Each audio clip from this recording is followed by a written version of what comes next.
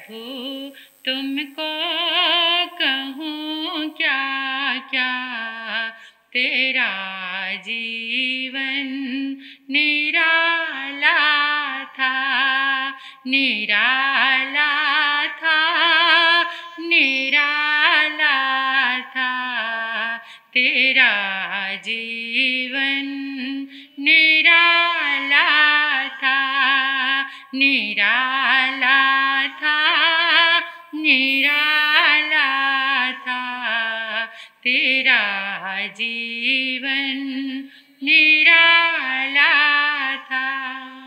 ये जीवन गाथा न्यारी, मैं चरणों पे बलिहारी, 12 वर्ष की भारी तपस्या की थी। ये जीवन गाथा न्यारी, मैं चरणों पे बलिहारी, 12 वर्ष की भारी तपस्या की थी। गर्भ से ले मरण तक भी नहीं सिर को हिलाया था, गर्भ से ले मरण तक भी नहीं सिर को हिलाया था। प्रभु तुमको कहूँ क्या क्या, तेरा जीवन निराला था, निराला था, निराला था, तेरा जीवन निराला था। अभी निर्वाण कल्याण की जो आराधना चल रही थी उसमें आप पावन आगम श्रीमद् उत्तराध्ययन उसका आचमन किया, प्रायण किया, श्रद्धा के साथ सभी आनंदित थे उन दिव्य वरदानों का गान करते हुए। तो उसमें 10वां अध्ययन धूम पत्रक के नाम से, जिसमें एक ही संदेश हर गाथा के बाद मिल रहा था, संयम गोयमा माँ पमाए। समय मात्र का प्रमाद मत करो, मत करो। इतनी बार पढ़ा, इतना पढ़ा, हर वर्ष पढ़ा, इतनी बार सुना, हर बार सुना, मैंने भी, आपने भी। कितना प्रमाद है हमारे जीवन में। प्रमाद, प्रमाद क्या? आसक्ति, पदार्थ के प्रति मूर्छा, ये प्रमाद है। इस क्षण भंगुर जीवन, इस जीवन के लिए कितना प्रमाद है।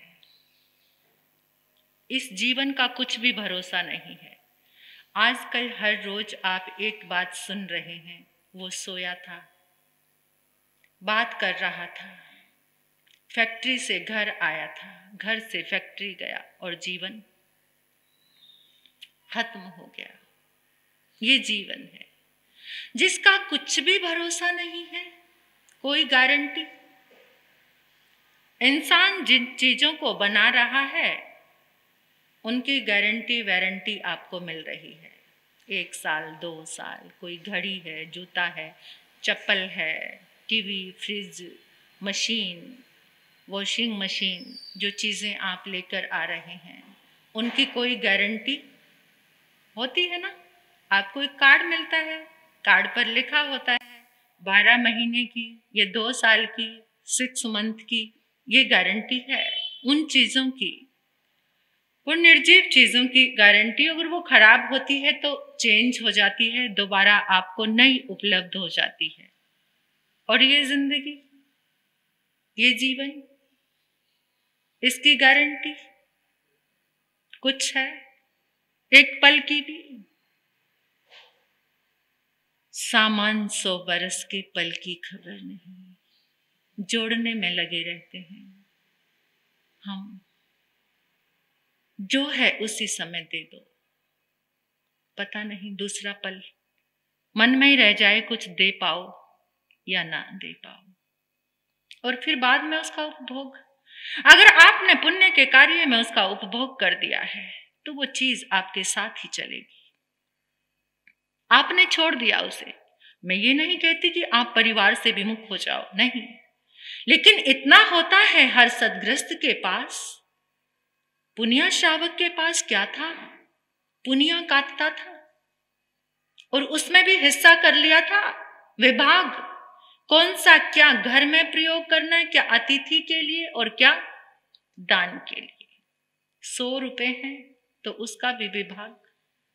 और हमारी प्राचीन संस्कृति, चाहे सनातन धर्म के ग्रंथ हों, चाहे वो जैन आगमों की बात हो, तो उसमें प्रभु ने जहाँ 12 श्रावक के व्रतों की चर्चा की है, तो वहां पर अतिथि समविभाग और देने की बात आई है कि जो तुम्हारे पास बहुत है। इसलिए कह रही हूं कि आंखें बंद हो जाएंगी, पता नहीं किस रूप में उसका उपभोग किया जाएगा। जो दिल की तमन्ना है, ये मत सोचना कि थोड़ा सा ज्यादा होगा तब दूंगा। थोड़ा सा है तो थोड़ा दे दो, एक को दे दो, एक को दे दो, बहुत सारे जनों को देने की बजाय एक को दे दो। ऐसे इस कल्पना में मत रहना कि बहुत सारा हो जाएगा तो इतना बांटूंगा, इतना करूंगा, पता नहीं वो दिन और जो तुम छोड़ के जाओ उसका उपयोग कितने पाप के रूप में हो। फिर कुछ पुण्य कर्म करने का तुम्हारे पास समय आए या ना आए, तो जितना थोड़ा सा भी है उसको बांटना, उसको देना। जिसने छोड़ा उसने पाया, जिसने भोगा उसने खोया। जिसने छोड़ा उसने पाया। तो पाने का भी लक्ष्य क्या रखोगे? पाने का भी कोई लक्ष्य मत रखो। बस ये सोचो मैं किसी के काम आ जाऊं, क्षण भंगुर, इस जीवन का कुछ भरोसा नहीं, कुछ भी। नई दुनिया होगी, नया आशियाना, नए दोस्त दुश्मन, नया अवदाना। सदा ना ये दिलकश नजारे रहेंगे, नहीं तुम न साथी तुम्हारे रहेंगे। सदा ना ये दिलकश नजारे रहेंगे, नहीं तुम न साथी तुम्हारे रहेंगे। सदा ना ये दिलकश, ये नजारे फिर रहें ना रहें। महल की छत पर एक राजा खड़ा हुआ है। इतने में उसके द्वार पर एक सन्यासी आता है। सन्यासी के हाथ में एक पात्र था। पात्र द्वार पर दस्तक दी। सुबह सुबह का टाइम था। रसोइये ने, राजा का रसोइया, द्वार खोला। सन्यासी सामने खड़ा है। रसोइया जो भी कुछ था बना हुआ, सुबह सुबह तो क्या बनता, कुछ रात की चीजें थी, कुछ मिठाई थी, वो लेकर आया, सन्यासी के पात्र में डाला। सन्यासी ने ऐसे पात्र हिला दिया। पात्र हिलाया, खाली हो गया पात्र। रसोइया फिर अंदर गया, लेकर आया, उसमें डाला। सन्यासी ने फिर वो पात्र हिलाया तो वो, ये सब नजारा, ऊपर खड़ा राजा पल्लव, पल्लव है उसका नाम, वो देख रहा है। उसने कहा, अरे रसोइये, तुझे भी डालने का ढंग नहीं। नीचे राजा आया, जो भी मेवा, काजू, बादाम चीजें यानी ड्राई फ्रूट्स थे वो लेकर आया इतनी बड़ी मात्रा में और पात्र में डाला। जैसे ही पात्र भर दिया राजा ने और उसने सन्यासी ने फिर से उस पात्र को हिलाया, वो पात्र फिर खाली हो गया। राजा तो देखकर दंग रह गया, कहते ये पात्र है या कोई जादू की टोकरी है? आप इतनी बार मैं देख रहा था रसोईया डाल रहा है तो खाली, मैंने डाला तो खाली, क्या ये जादू की टोकरी है? सन्यासी कहने लगा, राजन ये जादू की टोकरी नहीं, ये इंसान की खोपड़ी है। इंसान की खोपड़ी है जो कभी भरती नहीं है, उसी खोपड़ी का बना हुआ ये पात्र है। कितना भी मिलता चला जाए, कितना भी मिलता चला जाए, तृष्णा न जीर्णा वैमेव जीर्णा।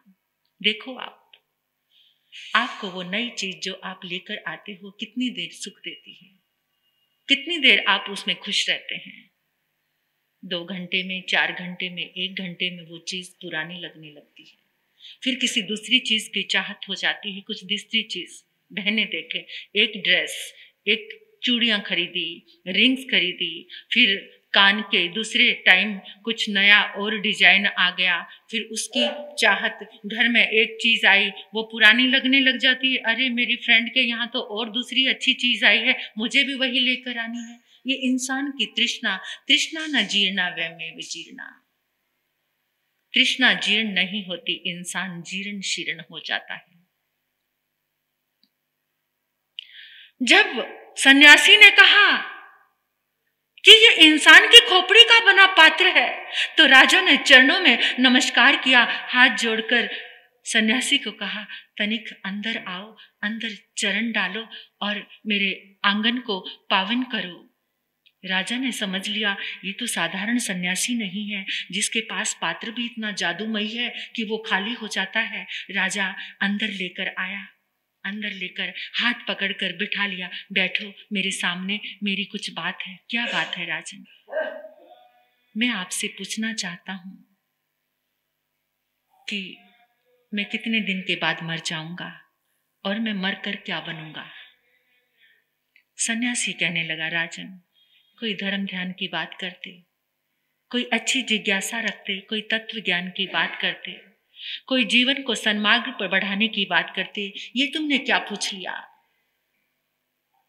मेरा यही प्रश्न है, इसका जवाब दो। तो सुनो राजन,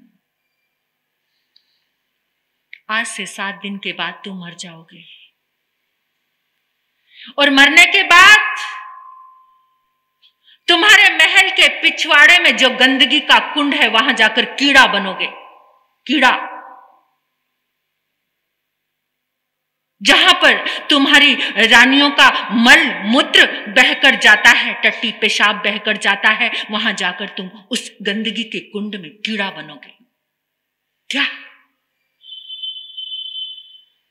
हाँ राजन, तुमने कभी धर्म नहीं किया, तुमने कभी प्रतिक्रमण नहीं किया, सारा दिन विषय भोग रनिवास और प्रजा पर कर लगा लगा कर तुमने जीवन में धर्म नहीं किया।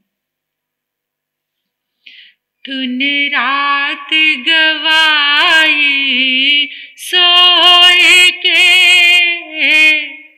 दिवस गवायो खा, हीरा जन्म अमोलता, कोड़ी बदले जा, तूने रात गवाई सोए के।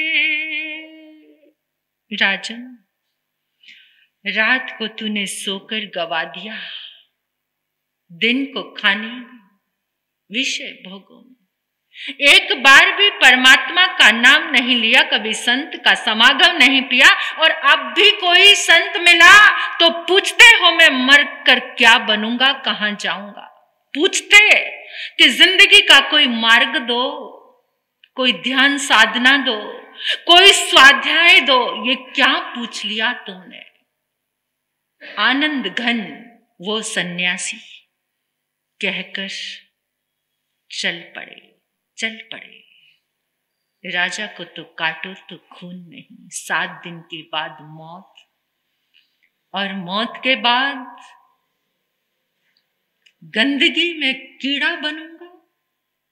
आज दुनिया सलामी बजाती है, जहां से निकलता हूं महाराज की जय हो जय हो जय हो, ऐसे नारे लगते हैं, और मरने के बाद गंदगी के कुएं।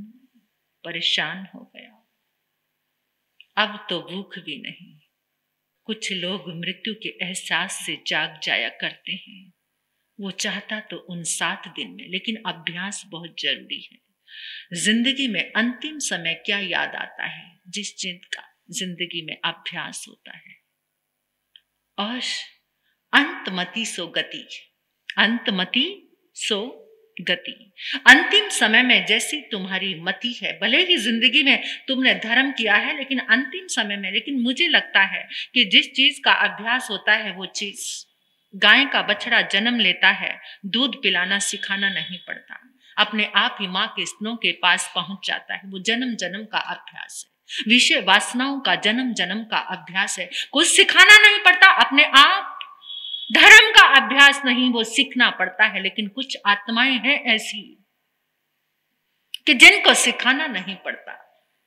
आजकल ये मीडिया इतना ज्यादा, कुछ चीजें वायरल होती हैं, कुछ वीडियोस आप सुनते हो कि 4 साल का बच्चा पूरी गीता याद है, जन्म जन्म के संस्कार हैं।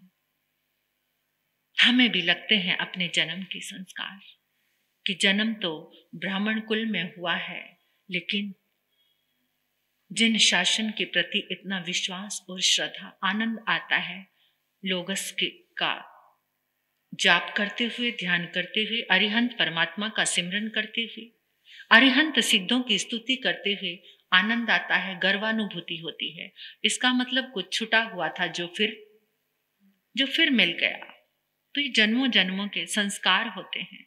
किसी की ज्ञान अंतराय इस कदर टूटी होती है कि अपने आप पूर्व जन्म के संस्कार। अपने ही जैन परिवार में भी चंडीगढ़ हम लोग गए थे, 4-5 साल की बच्ची, वो महिला उसको लेकर आई और कहने लगी, महाराज साहब ये 3 साल तक मेरी बच्ची बोली नहीं, तो इसकी स्पीच थेरेपी कराई। स्पीच थेरेपी कराई, जब इसने बोलना शुरू किया तो सब कुछ इंग्लिश में बोलती है, एक भी अक्षर हिंदी सुनती है फिर भी बोलती नहीं है। फिर उसके बाद कहते कुछ कुछ बोलने लगी, मैंने कुछ शब्दों को पकड़कर गूगल पे डाला तो पता चला जापानीज बोल रही है, जर्मनी बोल रही है। फिर वो बच्ची को हमारे पास भी लेकर आई, कहते महाराज साहब एक बार हम कुछ ऐसे लंच करने के लिए किसी होटल में पहुंचे तो वहां सभी देशों के फ्लैग लगे हुए थे, तो उसने बता दिया, इतनी छोटी बच्ची ने, ये उस कंट्री का फ्लैग, ये सारे सब कुछ बता दिया। और फिर उसके बाद कहते जब स्कूल में भेजा तो ऐसे ऐसे वो डायनासोर की कोई प्रजाति थी, कहते टीचर को भी पता नहीं था, इसने सारे के सारे जितने नाम थे 100 नाम गिना दिए। तो टीचर भी देखकर हैरान, हमें भी पता नहीं था, ये मतलब पहले का ज्ञान। और कहते हम जब इस बच्ची से हमने भी पूछा उसको, मतलब काउंटिंग करो जर्मनी में, तो उसने जर्मनी में पूरी 10 और 100 तक काउंटिंग कर दी, बता दिया उसने बोलकर। तो कहते कि जिस समय हमने इससे पूछते हैं तुम्हें क्या बनना है, तो कहती है जू कीपर। समझ गए? कहते महाराज जी हमने नाम भी नहीं सुना कभी, जू कीपर भी कोई बच्चा बन सकता है, लेकिन हो सकता है कि ये बच्चा, ये आत्मा जहां से मर के आई है वहां वो जू कीपर रही होगी, क्योंकि वही संस्कार, और वो सारी लैंग्वेज जानते हैं। जू कीपर अनेकों देशों से लोग आते हैं, दिखाते हैं, तो वो सारी लैंग्वेज बोलते हैं, सबको उसी लैंग्वेज में। तो वो पूर्व जन्म के जो संस्कार थे उस जीव आत्मा के साथ, मतलब कोई बीच में व्यवधान नहीं आता, तो ये संस्कार आते हैं साथ में। उसको कुछ इंग्लिश कोई चीज सिखानी नहीं पड़ी, उसको मतलब फटाफट फराटेदार, और वहीं की बोलती है उसी एसेंट में, बिल्कुल वहां की जैसे उसी स्टाइल में। तो ये कुछ जीवात्माएं ऐसी होती हैं कि धर्म उनके साथ होता है, और वो धर्म में कोई अवरोध नहीं आता, तो पूरा का पूरा ज्ञान लेकर आते हैं। कुछ ऐसे होते हैं कि एक बार सुनते हैं और सब कुछ याद हो जाता है, सिर्फ एक बार सुनने से ही। गुरनी जी महाराज साहब के पास बहुत साल पहले, मैं तो नहीं थी, एक वैरागन बहन आई थी। वो मतलब कोई अक्षर लेता था, उसके कान में पड़ जाता था, उसे याद हो जाता था। वैसे वो इतनी शरारती थी, मतलब कुछ भी डिजाइन का कोई बैग वैग भी हाथ से बनाते थे, उसको देखती थी तो खुद बना लेती थी। यानी प्रतिक्रमण किसी को याद कराया जा रहा है, अक्षर उसके कान में पड़े और उसने याद कर लिया, मतलब ऐसी कुछ अंतराय टूटी होती है। तो ये क्या, जिस चीज का तुमने पूर्व जन्म में अभ्यास किया है उसके संस्कार तुम्हारे साथ जरूर आते हैं, और इस जन्म में तुम जो अभ्यास कर रहे हो वो तुम्हारे साथ जरूर जाएंगे। लेकिन राजा को तो क्या अभ्यास था, अब सुना वो तो आर्त ध्यान में पड़ गया, खाने की थाली सजा कर लाके अपने कक्ष में चला गया, पर्दे लगा लिए, अंधेरा कर लिया। उसको तो कुछ भी याद नहीं, बस आनंद घन की वही बात कान में गूंज रही है कि तू 7 दिन बाद मर जाएगा और मर के तू गंदगी में जाकर कीड़ा बनेगा। 1 दिन बीता, किसको बताए ये बात, बड़ी शर्म की बात है, जीवन के बहुत बड़े अपमान की बात है। किससे शेयर करे उस दर्द को, अंदर ही अंदर वो दर्द उसे खाए जा रहा है। करते करते 1 दिन बीता, 2 दिन बीते, 3, 4, 5 दिन बीत गए। कोई भोजन लेके आता तो भूख नहीं, ना भूख है ना प्यास है, दिन रात। अब तो और ज्यादा उसका औरा उस गंदगी के कुंड के साथ जुड़ गया। अब वो सोच रहा है क्या करूं क्या करूं क्या करूं। तो उसने सेवक को कहा जाओ सेनापति को बुला कर लाओ। सेनापति आ गया, हाथ जोड़कर खड़ा, महाराज हुक्म करो। सेनापति मेरा एक काम करोगे? महाराज कैसी बात करते हो, ये तन ये मन ये सब कुछ आपका है, एक बार आदेश तो दो, अपने प्राण दे सकता हूं। प्राण देने की जरूरत नहीं, मुझसे एक वादा करो, किसी को कहोगे तो नहीं? नहीं नहीं महाराज कैसी बात करते हो, आपका नमक खाया है, इन रगों में उस नमक से बना हुआ खून है। महाराज एक बार आदेश तो करो। सेनापति 2 दिन के बाद ऐसा करना, तुम पिछवाड़े, जो महल के पिछवाड़े में कुंड बना हुआ है जहां गंदगी जाती है, गंदगी से भरा हुआ कुंड, वहां पर तुम्हें एक कीड़ा नजर आएगा। सेनापति तुम उस कीड़े को मार देना, मेरा इतना काम करोगे? महाराज जरूर करूंगा। सेनापति के मन में बहुत सारे क्वेश्चंस आए। वो कीड़ा, उसका रिश्ता क्या है आपसे, कौन है वो कीड़ा? अभी सेनापति कुछ सोच ही रहा था तो राजा ने कहा तुमने बड़ा आश्वासन दिया, जाओ तुम मेरे सबसे विश्वास पात्र और ईमानदार सेनापति हो, बस चले जाओ चले जाओ चले जाओ। सेनापति चला गया और उसके अंदर भी उथल पुथल मच गई कि ये क्या हो गया, राजा को क्या हो गया, ना बाहर निकलते हैं ना कुछ, ना किसी राज सिंहासन पर आकर बैठते हैं, ना प्रजा को कोई संदेश देते हैं। महाराज को कौन सा रोग हो गया है, रानियां आती हैं, कोई वैद्य को बुलाए, नहीं नहीं नहीं नहीं, किसी वैद्य को नहीं बुलाना। और अंदर से तड़फ बेचैनी, इधर घूम रहा है उधर घूम रहा है, कभी अपनी शैया पर बैठता है, कभी उठता है, कभी जमीन पर बैठता है। गंदगी गंदगी से भरा हुआ कुंड, करते करते 7वां दिन आ गया। 7वां दिन आया, अब तो राजा की धड़कन और श्वास तेज तेज चल रहा है, किसी भी पल मर जाऊंगा और मर के कीड़ा बन जाऊंगा। और इतना ही सोच रहा था कि एक जोर से उसको छींक आती है, उसके साथ एक जोर से उबासी आती है और उसके प्राण पखेरु उड़ जाते हैं, निकल जाते हैं, प्राण निकल गए, देह पड़ी है।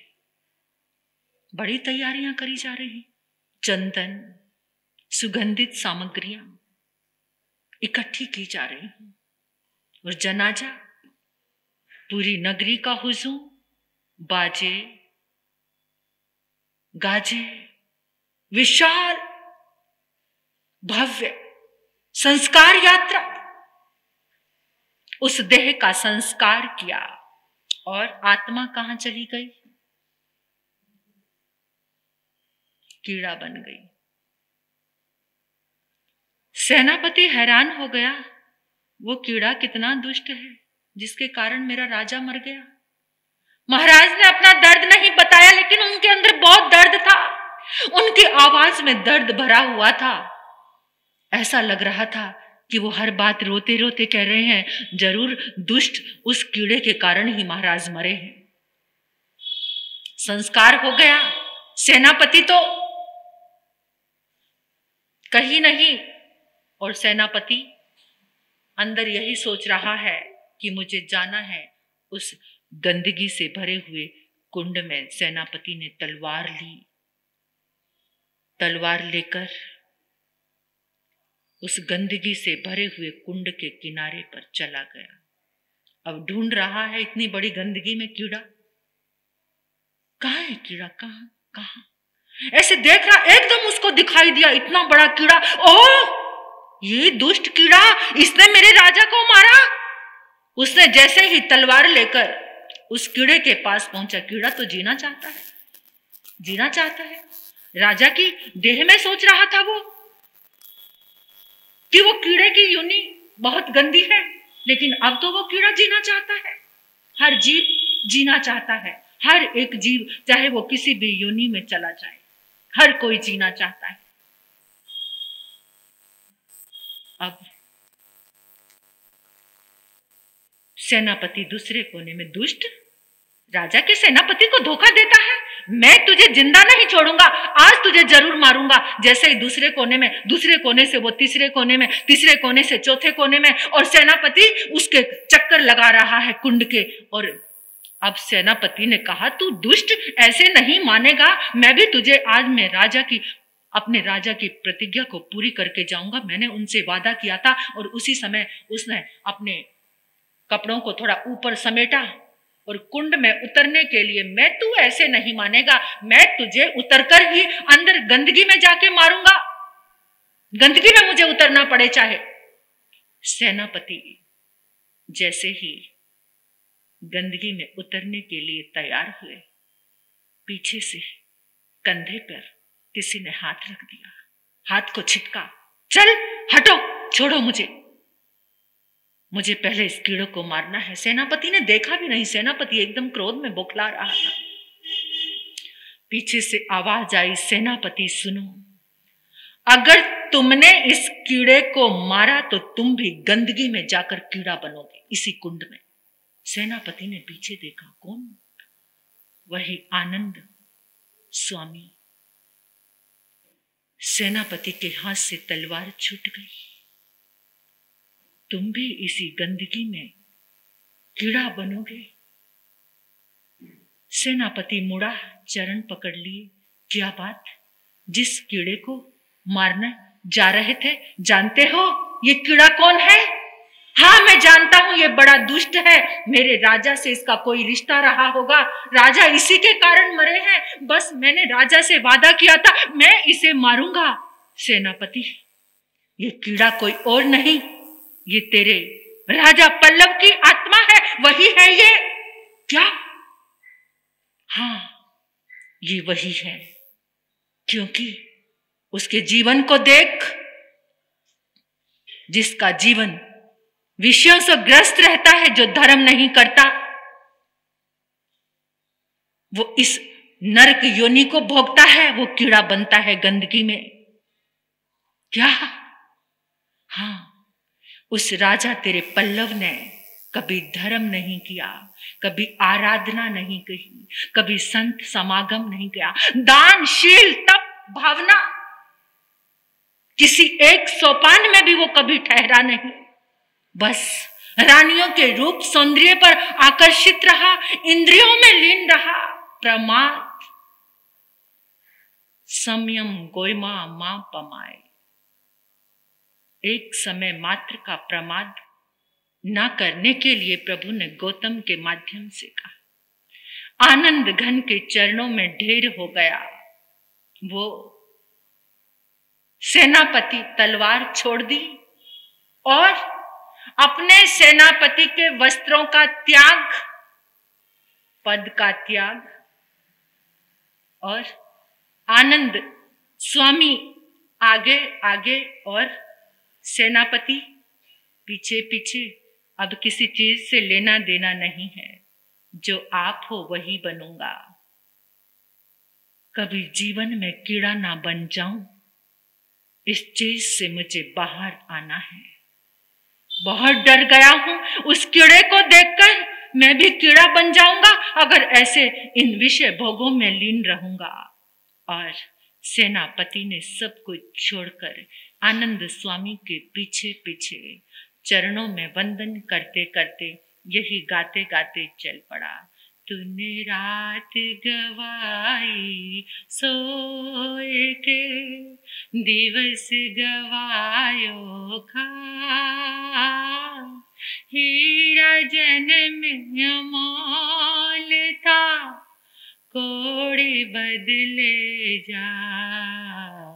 तूने रात गवाई सोए के।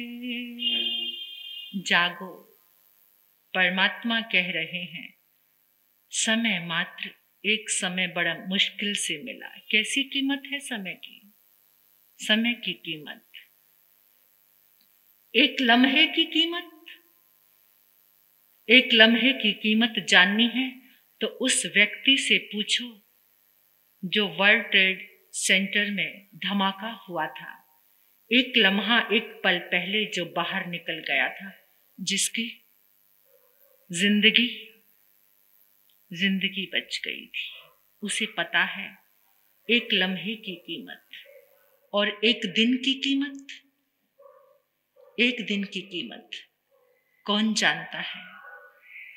एक दिन की कीमत जिसको एक दिन उस सिकंदर से पूछो जो कुछ घंटों की मोहलत मांग रहा था, और मौत ने एक दिन की कीमत मरने वाले से पूछो, एक सप्ताह की कीमत उससे पूछो जिसके पेपर्स, न्यूज़पेपर निकल रहे हैं और वो पूरे के पूरे खराब हो गए, जो साप्ताहिक निकलती है। उससे पूछो कि एक सप्ताह क्या मेहनत की थी और खराब होने के बाद क्या हर्ष हुआ। और एक वर्ष की कीमत उस विद्यार्थी से पूछो जिसने पूरे साल मेहनत की और रिजल्ट अच्छा ना आया हो। उससे एक साल की कीमत पूछ सकते हो। एक पलक झपकने में कितना समय लग जाता है। एक पलक झपकने में इतना सूक्ष्म ये समय कितना सूक्ष्म है। हम कहते हैं टाइम पास। क्या कहते हैं? किसी के पास बैठकर टाइम पास कर रहे थे। टाइम तुम्हें पास कर रहा है, तुम्हें, हमें। पुराना कौन हो रहा है? समय तो चल रहा है, समय तो बह रहा है, बहता रहेगा, अनादि से चल रहा है, लेकिन पास कौन हो रहा है? पास। पुराना कौन हो रहा है? समय किसको पुराना कर रहा है? हमें। समय हमें पास कर रहा है, इसलिए बोलना छोड़ दो, टाइम पास कर रहे हैं। टाइम तुम्हें पास कर रहा है। अब गुरनी मैया के मुखारविंद से आप सुनेंगे कि समय की कीमत को समझने वाला क्या होता है। और एक सूचना दे देती हूँ, कल ज्ञान पंचमी है। ज्ञान पंचमी की आराधना सभी ने करनी है। बहुत अच्छी आराधना होगी, मंत्र जाप होगा सरस्वती माता का, जिससे ज्ञान की वृद्धि होगी। आपके बच्चों के लिए किसी समय व्यापार में, जॉब में जहाँ जाते हैं बात नहीं बनती है, तो उसके लिए किसी इंटरव्यू में पास नहीं होते हैं, इस आराधना से, या बुद्धि में मंदता है, कुछ भी है, उसके लिए एक वाइट कलर का हैंकी अपने साथ लेकर आना है और केसर भिगोकर लेकर आना, ताकि केसर अच्छा रंग दे। तो उस वाइट रुमाल में आप स्वास्तिक आपको बनाना सिखाएंगे। स्वास्तिक बनाते हुए मंत्र जाप होगा और उस स्वास्तिक को आपकी एक साधना बन जाएगी। केसर से स्वास्तिक, उस हैंकी को, रुमाल को रोज उन बच्चों को दिखा सकते हो, स्वयं देख सकते हो, या कोई भी कार्य करने जाओ उसे अपने साथ रख सकते हो। वो सरस्वती माता की ज्ञान की आराधना का होगा। सभी ने आना है और सभी को साथ में लेकर जाना है। और आने वाले रविवार को, उस दिन हमारे गुरनी मैया महासती श्री प्रवेश कुमारी जी महाराज साहब का पहले चालीसा होगा, यानी एक जाप होगा। तो उस चालीसा की आराधना में आप सभी ने शामिल होना है। सुबह प्रवचन के समय पहले चालीसा कराया जाएगा। गुरनी जी बड़े कृपालु हैं और जहाँ जहाँ उनका चालीसा होता है, जो उनका चालीसा करते हैं, उनके गुणों का गान करते हैं, अपने आप ही वो उन पर अनंत अनंत मेहर बरसाते हैं और उनकी भावनाओं को पूरी करते हैं, धर्म से जोड़ते हैं। बाकी चीज़ों की भी जीवन में जो कमी होती है, गुरनी की कृपा उन पर बरसती है। तो प्रवेश चालीसा होगा रविवार को सुबह के टाइम, उसके बाद प्रवचन प्रारंभ होगा। तो आप सभी को सबने आना है, औरों को भी साथ में लेकर आना है।